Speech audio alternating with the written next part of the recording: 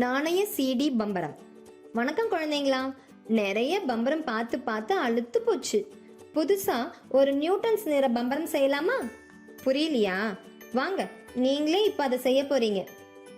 இதை செய்ய நமக்கு ஒரு பழைய சிடி, ஒரு நாணயம், நியூட்டனோட 7 நிற வட்டு தேவை. அப்புறம் கொஞ்சமா பசை மற்றும் தண்ணீர். முதல்ல நாணயத்தை சூடாக்கணும். முக்கியமா இதை நீங்க பெரியவங்க மேற்பார்வையில தான் செய்யணும்.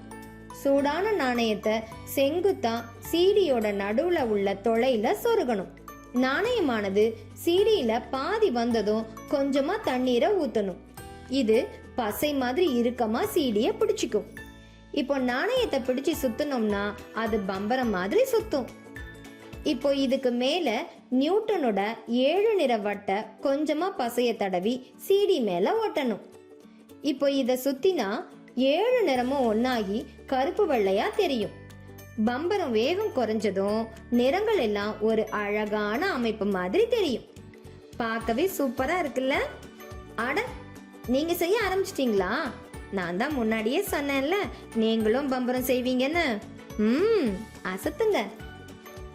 ஒரு வட்டமான தட்டில் 7 வண்ணங்களையும் வரைந்து அத்தட்டினை வேகமாக சுழற்றும் போது தட்டு வெண்மையாக தோன்றும். இந்த தட்டு நியூட்டனின் நிறத்தட்டு எனப்படுகிறது. 7 நிறங்களின் சேர்க்கையே வெள்ளை ஒளி என காட்ட இச்சோதனை உதவுகின்றது. இதை ஐசக் நியூட்டன் உருவாக்கினார்.